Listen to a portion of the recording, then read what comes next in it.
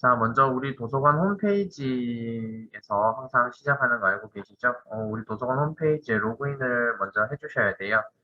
어, 기존에 있는 우리가 논문을 다운로드하는 그런 데이터베이스들 같은 경우에는 우리가 로그인을 하고 계명대학교 소속 기관 이용자로서 우리가 지금 이제 이용을 했었는데 지금 오늘 배우게 되는 이제 카피킬러 같은 경우에는 기관 이용자로서 쓰는 게 아니라 우리가 로그인을 했으면 여러분들 학번이 이제 여러분들 계정이 되는 겁니다. SSO 연동을 통해 가지고 여러분들이 별도의 회원가입을 하지 않아도 카피킬러 캠퍼스라는 개념으로 이제 캠퍼스에 소속되어 있는 대학생들이나 대학원생들이 이제 본인의 계정으로 이제 쓰게 되는 거죠. 자, 그렇기 때문에 로그인을 하게 되면 여러분들 계정으로 이용을 하시게 되는 건데, 먼저 전자자료 메뉴 하단에 학술 데이터베이스로 가도록 하겠습니다. 자, 학술 데이터베이스로 오시게 되면 여기에 국내 9개가 있고요. 국내에 카피킬러니까 카겠죠. 그래서 이제 카를 눌러서 들어오시면 카피킬러 클릭해서 카피킬러 캠퍼스 사이트 내로 들어오실 수가 있습니다. 자, 카피킬러 캠퍼스 같은 경우에는 여러분들이 기존에 있는 카피킬러 우리가 뭐 네이버 같은 데서 카피킬러 검색하시면 카피킬러 라이트 버전 아마 쓰실 수 있었을 텐데요.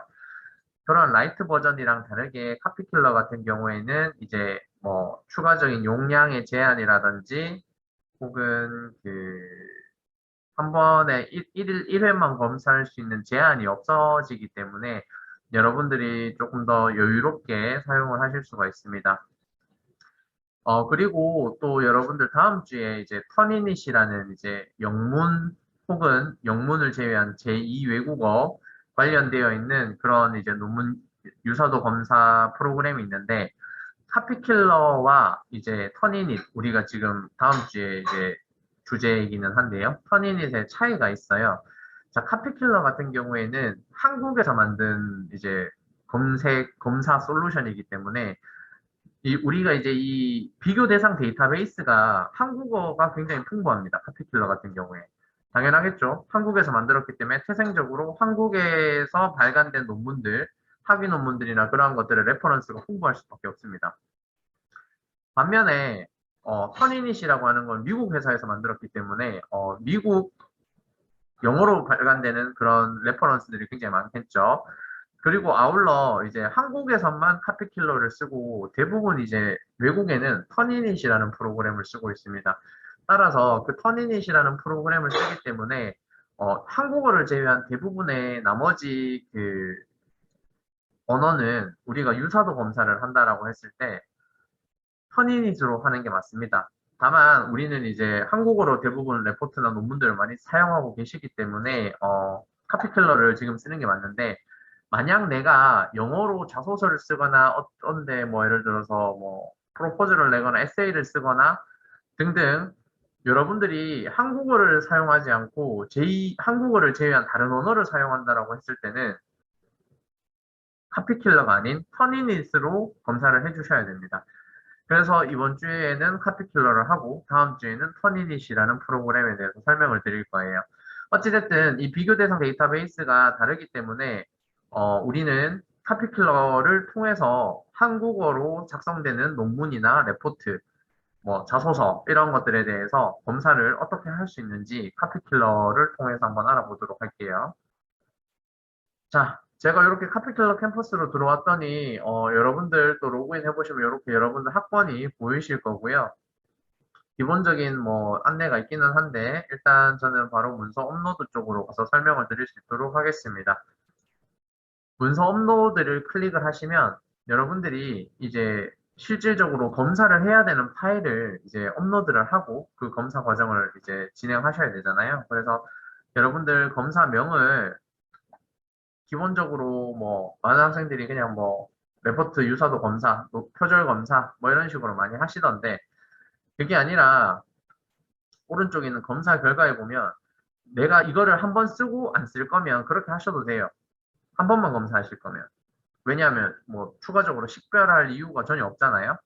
그런데 여러분들이 만약에 여러 번 이제 지금 1학년 같은 경우에는 지금 뭐 4학년 졸업할 때까지 레포트도 계속 쓰셔야 되고 어떤 뭐 자소서도 써야 되고 이런 것들 할 때 계속 사용을 해야 되는데 그럴 때마다 이 제목을 이렇게 테스트 뭐 이런 식으로 해버리면 나중에 이게 무슨 뭔지 모릅니다. 제목만 보고는.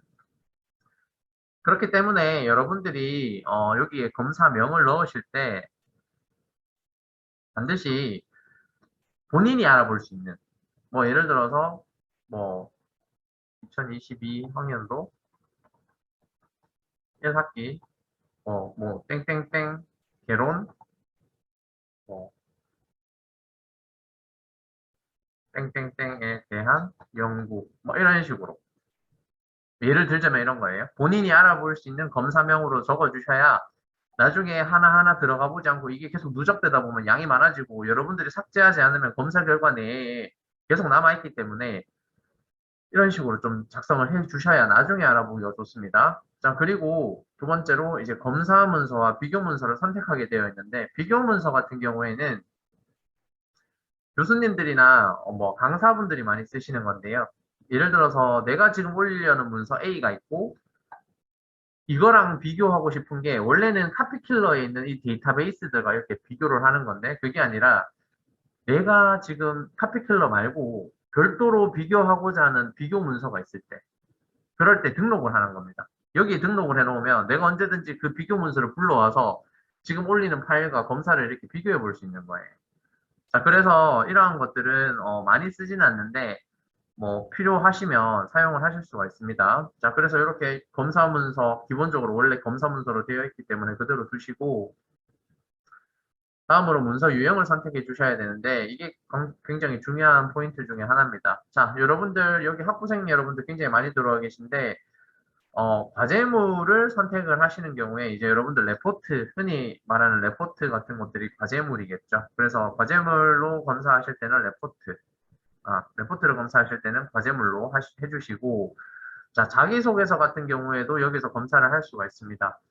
그, 많은 기업에서, 그리고 공공기관에서 요 카피큘러라는 솔루션 자체를 굉장히 많이 도입을 했어요. 본인의 그 시스템과 이렇게 매칭을 시켜놔가지고, 여러분들이 그런 좀 큰 기업, 뭐 공공기관이나 뭐 기업 규모가 굉장히 큰 경우에 자소서를 보통 인터넷으로 이렇게 웹으로 이제 제출을 하지 않습니까? 그런 경우에는 이제 많은 기업에서 카피킬러로 자동으로 이 유사도 검사를 많이 하고 진행하고 있습니다. 그렇기 때문에 여러분들의 낸 자소서가 유사도가 높게 나온다면 이제 검토도 받아보지 못하는 경우가 생길 수도 있겠죠.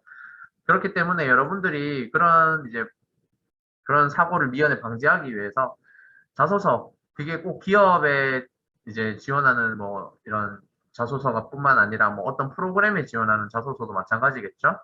한번 돌려보고 여러분들이 내가 쓴 자소서가 다른 이제 비교 대상 데이터베이스에서 얼마만큼의 매칭이 되어서 유사도가 얼마큼 높게 나오는지 알아볼 필요가 있다라는 겁니다. 그리고 학위 논문 같은 경우 말 그대로 이제 학위 논문이겠죠. 대학원생분들이 많이 쓰시는 거고, 뭐 학술 논문 같은 경우에 이제 학부생들이나 대학원생들도 이제 학술 논문 대회 같은데 이제 논문을 소논문 같은 형식으로 많이 제출을 하시는데, 그러한 경우에 이제 쓸 수 있는 기능이고요. 뭐 나머지는 쭉 지나가서 여기 보면 독후감도 있습니다. 학부생 여러분들 이제 교내에 독후감 대회가 도서관뿐만 아니라 뭐 타블라라사 칼리지에서도 독후감 대회를 개최를 하고 많은 독후감 대회가 있는데 제가 조금 이따 검색 결과에서 보여드리겠지만 최근에 교수님들이 이 솔루션이 있는지를 다 알고 있기 때문에 유사도가 높게 나오는 독후감을 좋은 점수를 줄 수가 없거든요. 그렇기 때문에 여러분들이 이 유사도가 높게 나오면 이제 독후감 대회 같은 데 나가서 이제 좋은 점수를 뭐 입상을 할 수가 없겠죠.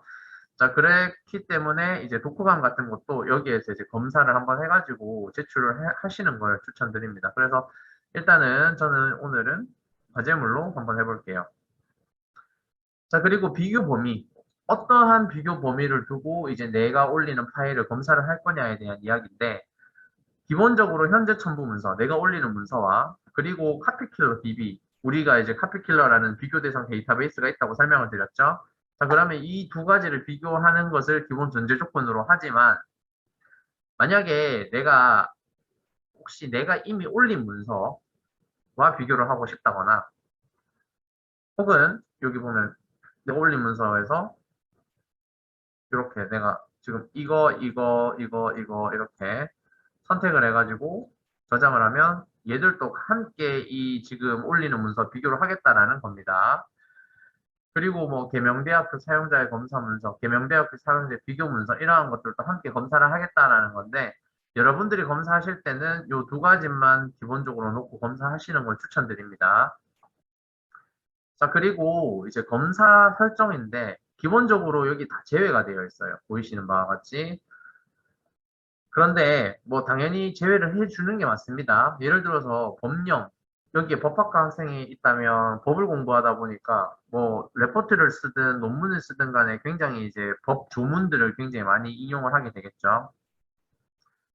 자, 그런데 법 조문들을 인용을 하게 되면 당연히 법 조문들은 법제처에서 가져온 그대로를 몇 조, 몇 항 이렇게 써버리면 당연히 법제처에서 그 데이터베이스가 여기 들어가 있기 때문에 유사도로 잡힐 수밖에 없겠죠. 그래서 그런 것들은 이제 다 제외해달라는 겁니다.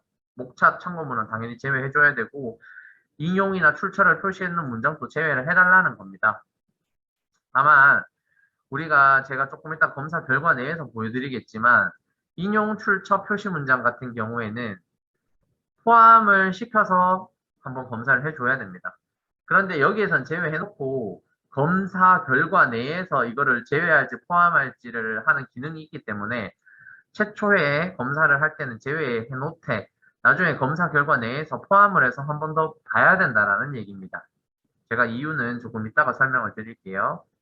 그리고 이제 표절 기준이 6어절 한 문장인데 요거는 교육부에서 권장하는 지침이기 때문에 수정하실 필요는 없는데 만약 여러분들이 이제 교외에 학교 이외에 독후감 대회, 논술 논문 대회 뭐 이런데 이제 글을 써서 낼 때는 그 대회에서 만약에 이러한 것들을 검사 결과를 제출하라고 이제 기준이 나와 있는 경우에 그럴 때 그 검사 결과에 대해서 표절 기준을 뭐 6어절인지 5어절인지 7어절인지 이렇게 명시하는 경우가 있습니다. 자, 그러면 거기에 맞게끔 검사를 해주셔야 되는데 그거 이외에 교내에서 검사하는 대부분의 것들은 그냥 그대로 두고 검사를 하시면 되겠습니다. 자, 그리고 이제 문서 목록인데요. 말 그대로 문서 목록을 이제 첨부하는 겁니다. 자, 제가 이제 검사하고 싶은 문서를 이렇게 업로드를 하면 검사 상태가 이렇게 가능으로 바뀝니다. 만약에 이게 검사 상태가 불가능, 이제 가능하지 않다라고 뜨는 경우도 간혹 있는데요. 그런 경우는 여기에 올릴 수 있는 파일에 문제가 있기 때문입니다. 자, 파일이 여기 보면 지금 저는 이제 HWP니까 한글 문서 파일인데요. 여기 밑에 보면 허용 확장자라고 되어 있는 거 보이시죠? 그래서 한글이나 워드, 그리고 PPT, 엑셀, PDF, 텍스트로 되어 있는 대부분의 문서를 검사할 수 있는데 여러분들 PC에서 작업을 했을 때 한글로 예를 들어서 작업을 한다라고 가정을 했을 때 한글 그 문서가 예를 들어서 업데이트가 제대로 안 되어 있는 한글에서 작업이 됐다. 그러면 이제 보안 문제 이런 것들 때문에 이제 문제가 생길 수가 있어요. 마찬가지로 뭐 PPT나 뭐 워드 이런 것들도 마찬가지입니다. 자, 그래서 여러분들이 이제 만약에 이런 문제가 발생하지 않으려면 가장 좋은 거는 여러분들 이제 집에 있는 사용하는 이제 노트북이나 PC를 업데이트를 제일 잘해주는 게 가장 좋습니다만 많은 이제 개인 PC나 노트북을 보면 이제 업데이트가 거의 안 되어 있는 경우가 많아요. 그래서 만약에 여기서 오류가 생기는 경우에는 한글이나 이제 워드에서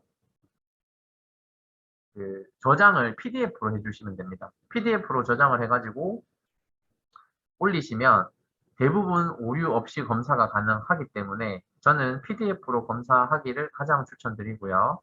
자, 두 번째로 여기에 보면 파일 크기에 대한 얘기가 있습니다. 자, 문서를 첨부할 수 있는 제한 용량이 최대 200MB인데요. 파일의 제한 크기는 100MB입니다. 말을 좀 이제 풀어서 설명하자면 파일 하나의 최대 용량은 100MB까지 검사를 할 수 있다라는 거고요.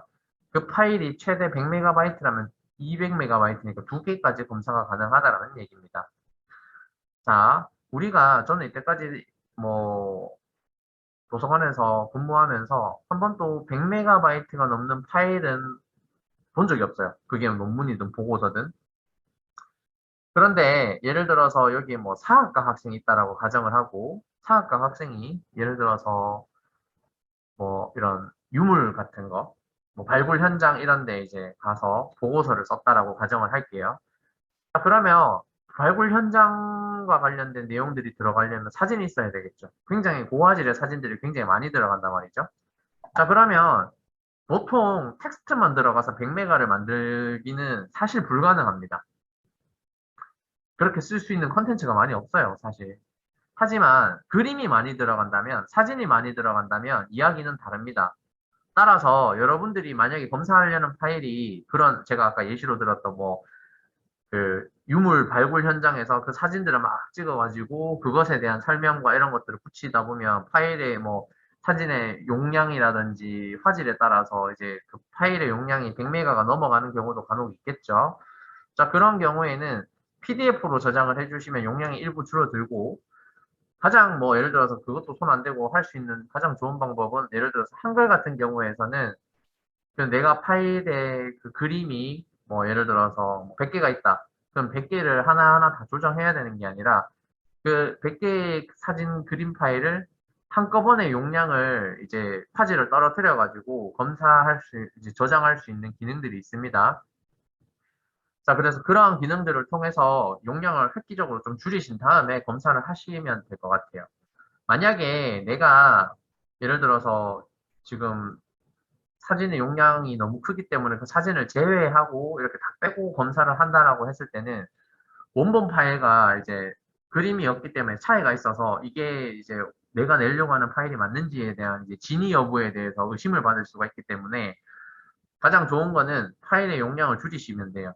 왜냐하면 우리는 여기에서 그림을 검사하는 게 아니고 텍스트를 검사하기 때문에 사진은 그게 검사하는 데 있어서 용량만 잡아먹지 뭐 전혀 영향을 주지 않습니다. 그렇기 때문에 여러분들이 파일 용량을 100메가 미만으로 줄이셔가지고 업로드를 하시면 되겠습니다.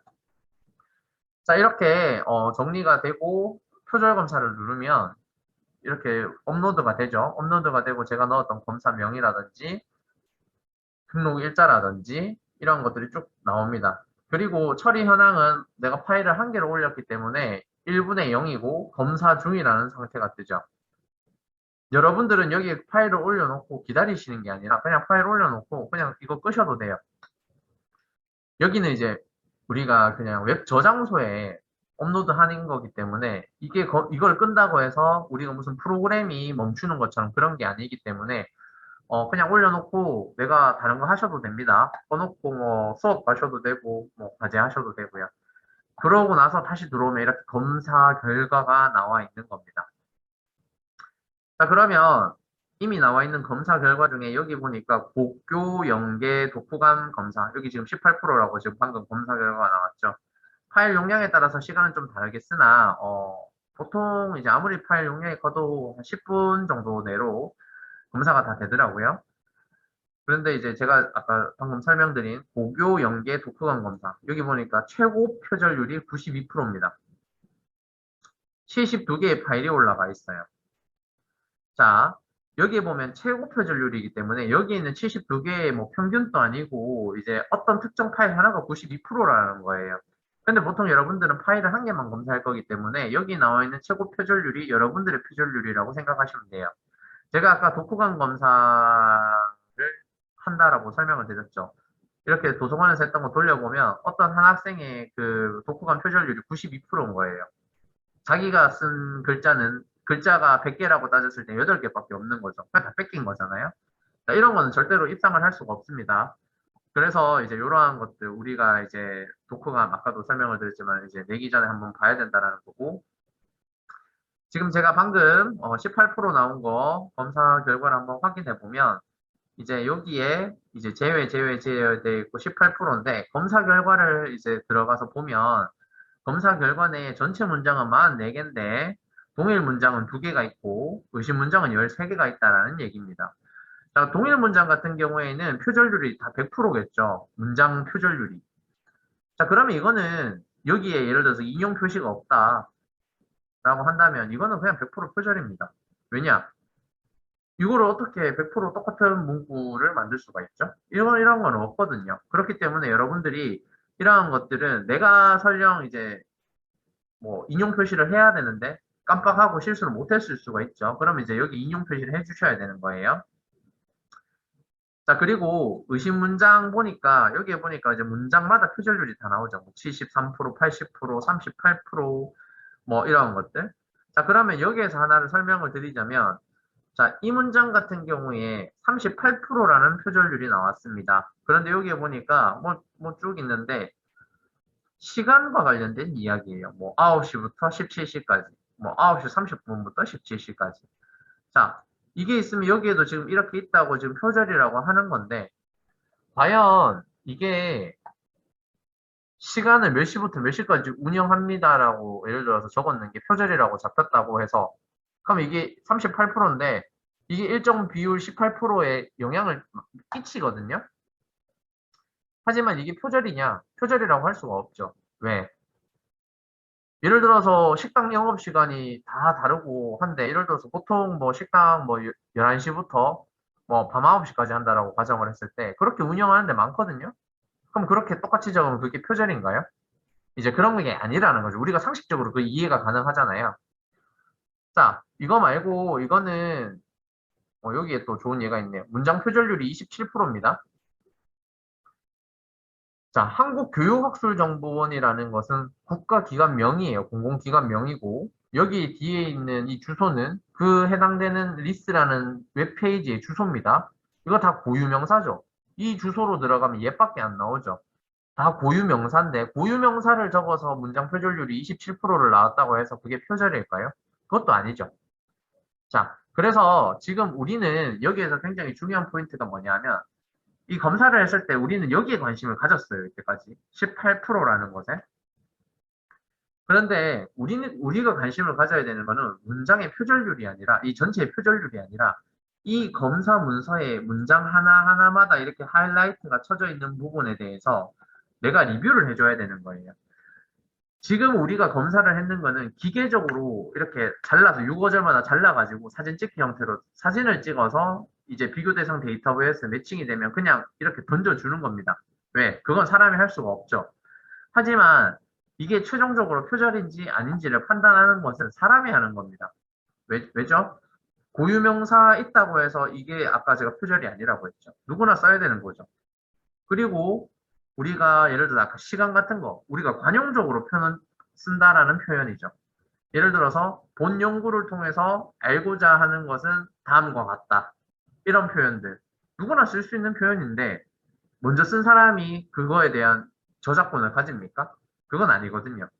그래서 고유명사, 관용적인 표현, 상식 이러한 것들은 당연히 표절이 아닙니다. 설령 여기에 표절로 잡혀서 여기에 퍼센테이지가 증가하는 데 영향을 미쳤다고 하더라도 그렇기 때문에 여러분들이 조금 이러한 것들은 이제 사람이 직접 봐야 된다. 그럼 궁극적으로 우리가 카피킬러라는 이런 이제 솔루션은 왜 해야 되느냐? 컴퓨터가 기본적으로 1차적으로 검수를 해준 그 여러분들의 올린 파일을 내가 다시 한번 보면서 내가 인용 표시를 해야 되는데 혹시 인용 표시가 빠져서 몰랐거나 그럼 실수니까 인용 표시를 넣어줘야 되겠죠. 아니면 이 고유 명사가 잡혀 있는데 그럼 이걸 이제 표절로 보여야 되느냐 이거는 아무런 영향이 없기 때문에 그냥 넘어가도 된다라는 거예요. 이거를 봐야 되는 거예요. 그냥 검사에서 나 1% 나왔네 나이스 좋다 이게 아니라 1%가 나왔어도 그 1%가 나온 그 한 문장이 문장 표절률이 매우 높고 누가 봐도 이거는 표절이라고 이제 느껴질 수 있다면 그건 1%라도 좋은 레포트, 좋은 글이라고 할 수가 없는 겁니다.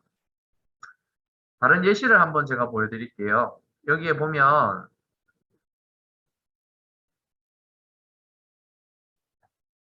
자, 여기에는 동일 문장은 하나도 없고요. 문장 표절, 전체 문서 표절률은 8%인데, 의심 문장을 클릭하니까, 자, 쭉 한번 내려가 볼게요. 여기 문장 표절률 13% 있는데, 이런 거 같은 경우에 또 고유 명사가 나오죠. 이러한 것들 아무 문제가 되지 않는다라는 겁니다.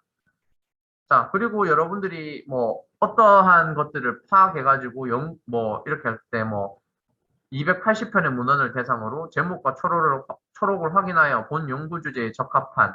자, 제목과 초록을 확인해서 본 연구 주제에 적합한이라는 것도 어디에서 매칭이 되기는 했으나 이러한 표현도 관용적으로 쓸 수 있는 표현이잖아요.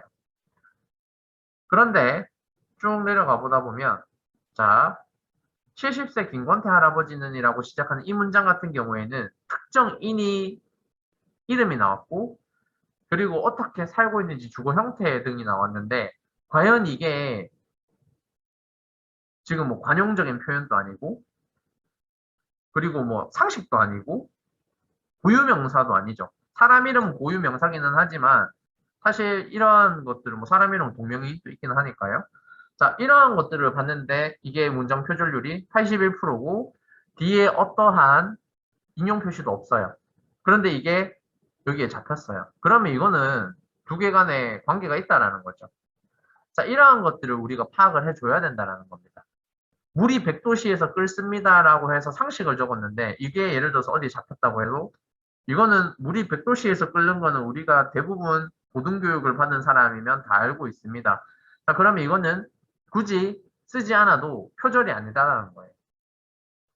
하지만 누군가가 뭐 모든 대부분의 국민이 아는 사실이 아닌데 예를 들어서 그걸 썼는데 이건 상식이잖아 이렇게 우길 수는 없겠죠. 이거는 이제 우리가 이제 어느 정도 이제 국민적인 이제 합의가 되어 있는 그런 부분의 상식을 말하는 겁니다. 자, 이래서 이렇게 쭉 한번 쫙 보고 여러분들이 예를 들어서 이거에 대한 이제 리뷰가 다 끝났다. 그러면 여기에 있는 것들을 다운로드를 할 수가 있어요. 요약 결과 보고서를 다운로드하면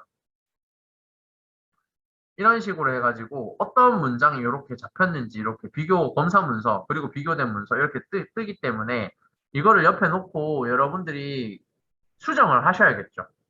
수정해야 되는 부분에 대해서 수정할 필요가 없는 부분에 대해서 하라는 게 아니라 아까 말했지만 관용적인 표현이나 고유명사 같은 건 그대로 두고 아까 내가 누가 봐도 이거는 이제 문제가 있다라고 판단이 되는 그런 문장은 수정을 해주셔야 된다는 겁니다.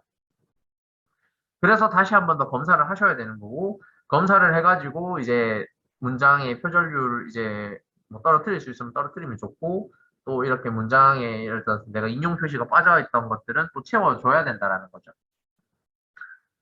자, 그런데 여기에 보면 인용 출처 표시 문장이라는 게 있습니다. 제가 아까 검사 문서를 설정할 때 다 제외를 하고 해야 되지만 다시 한 번 더 이게 내용을 포함해야 된다. 얘는 이라고 했던 내용들이 있었어요.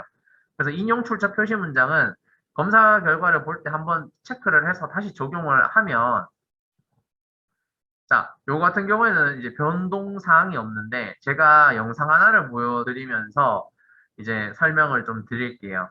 적합한 예시가 없기 때문에 여기에 보면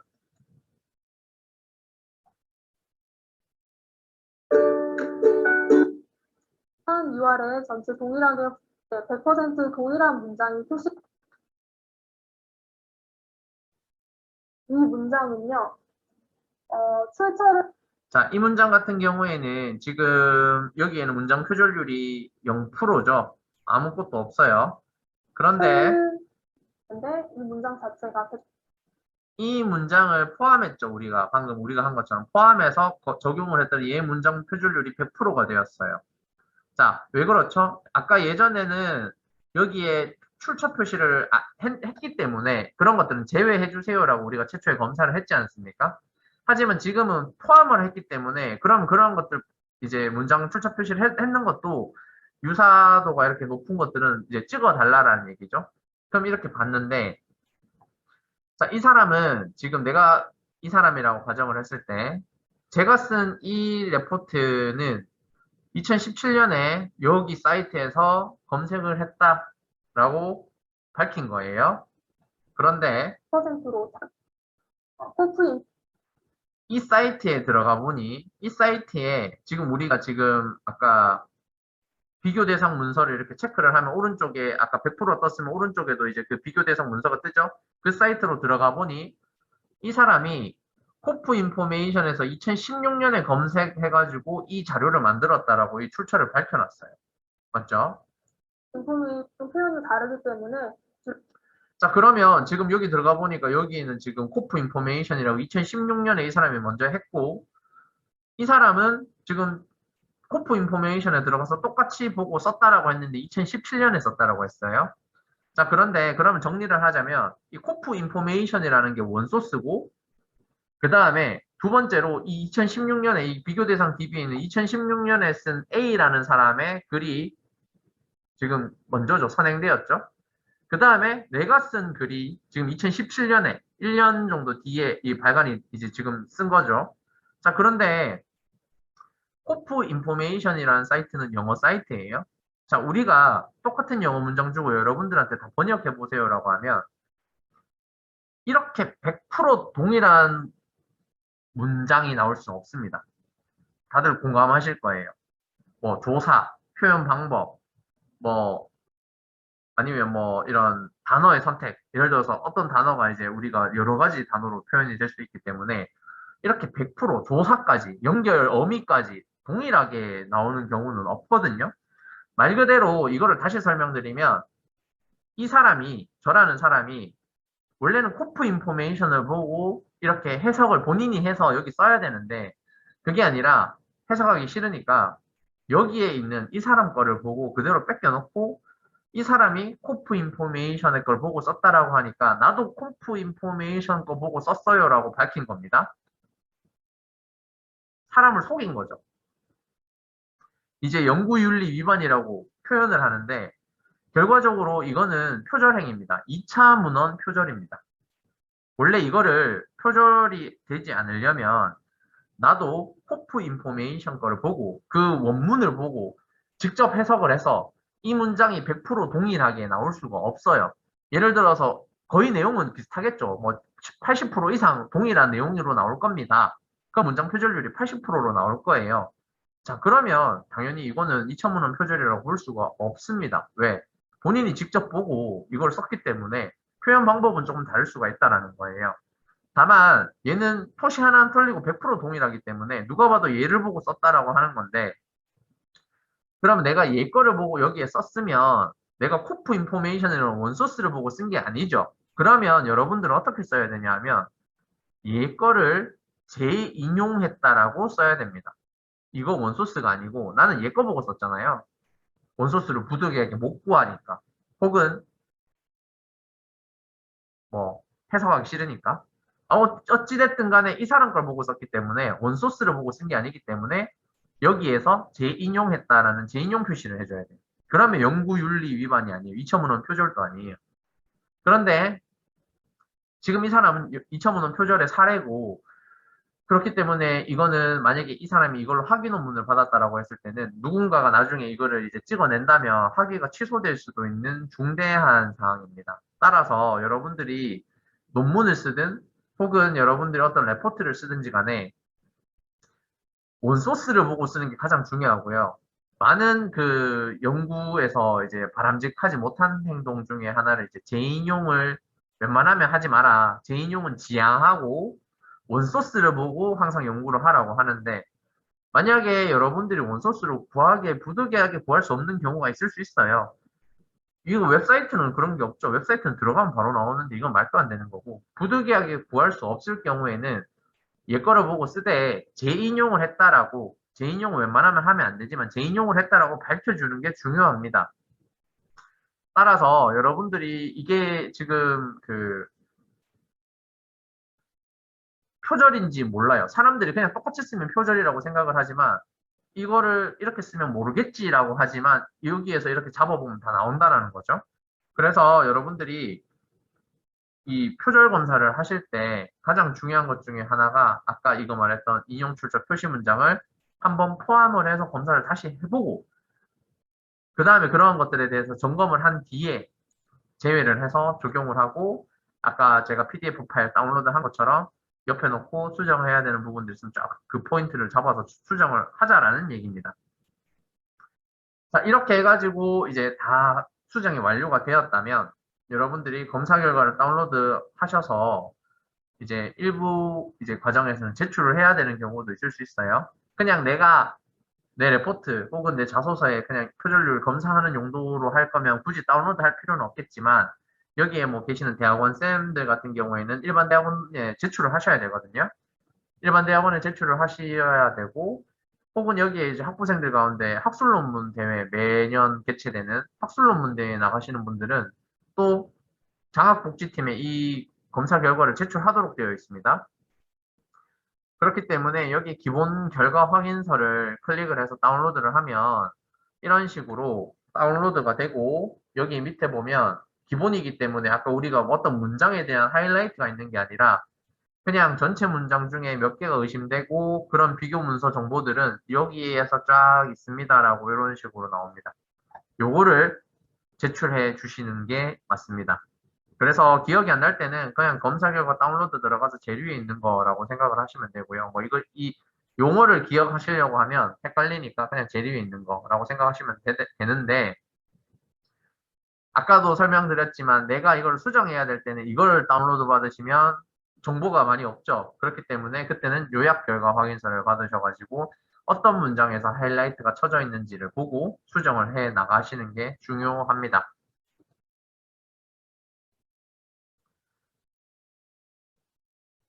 여기에서 보면 이제 그렇게 해서 업로드를 하고 이제 검사 결과를 보고 이렇게 해석을 하시고 수정을 하시고 해가는 과정을 통해서 여러분들의 이제 만든 이제 저작물에 대한 이제 표절 검사를 한번 해보시면 되고요. 여기에 있는 것들은 여러분들만의 검사 결과만 저장이 되고 또 여러분들이 재학 중에 검사했던 모든 결과가 남아있기 때문에 혹시나 내가 이렇게 뭐 장난스럽게 했던 테스트 같은 것들이 필요 없다라고 하면 이렇게 클릭해가지고 필요 없는 것들은 삭제하시면 됩니다. 그러면 이제 필요한 것들만 남아 있을 수 있겠죠. 그래서 이게 졸업할 때까지 계속 남아 있기 때문에 여러분들이 이제 여러분들의 과제물에 대한 이제 결과를 이제 아카이브하는 형식으로도 이제 쓸 수가 있겠죠.